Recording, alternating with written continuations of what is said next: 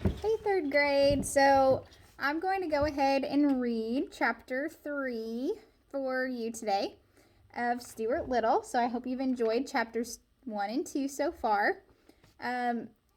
So here's chapter 3 called Washing Up. Stuart was an early riser. He was almost always the first person up in the morning. He liked the feeling of being the first one stirring. He enjoyed the quiet rooms with the books standing still on the shelves, the pale light coming in through the windows, and the fresh smell of day.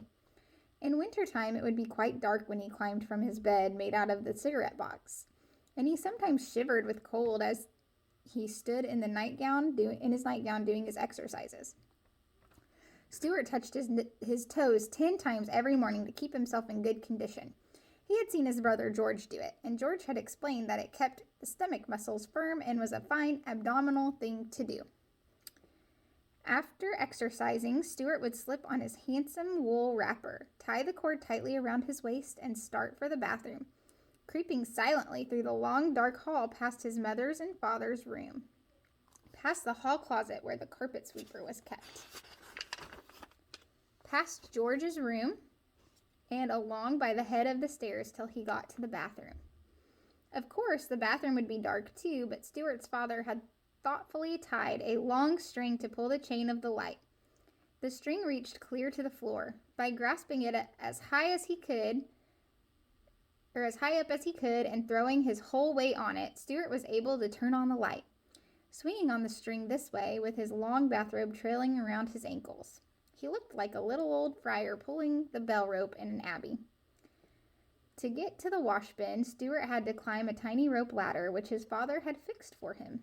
George had promised to build Stuart a small special wash basin, only 1 inch high, with a little rubber tube through which water would flow. But George was always saying that he was going to build something and then forget it. Stuart just went ahead and climbed the rope ladder to the family wash bin every morning to wash his face and his hands and brush his teeth. Mrs. Little had provided him with a doll-sized toothbrush, a doll-sized cake of soap, a doll-sized washcloth, and a doll's comb, for which he used combing his whiskers. He carried these things in his bathrobe pocket, and when he reached the top of the ladder, he took them out, laid them neatly in a row, and set about the task of turning the water on. For such a small fellow, turning the water on was quite a problem. He had discussed it with his father one day after making several unsuccessful attempts. "I can get up onto the faucet all right," he explained, "but I can't seem to turn it on because I have nothing to brace my feet against." "Yes, I know," his father replied. "That's the whole trouble." George, who always listened to conversations whenever he could, said that in his opinion they ought to construct a brace for Stuart.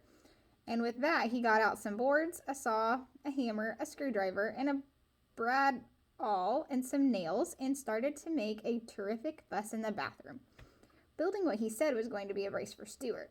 But he soon became interested in something else and disappeared, leaving the tools lying around all over the bathroom floor. Stuart, after examining this mess, turned to his father again. "Maybe I could pound the faucet with something and turn it on that way," he said.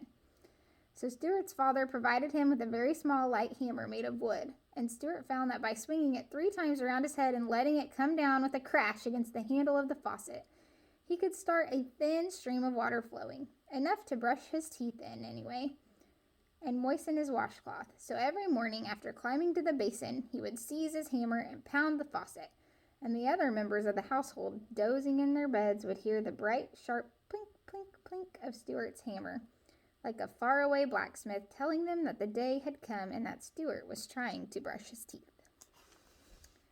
So there is chapter 3. I want you to read chapter 4 on your own.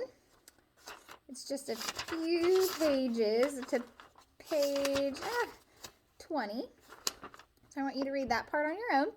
And then you're going to answer the questions for chapters 3 and 4, the pages. And then tomorrow we will read chapter 5 and take our Google Classroom quiz on chapters 3 through 5. So if you have any questions, remember to save them for your teacher at your Google Meet time. Bye.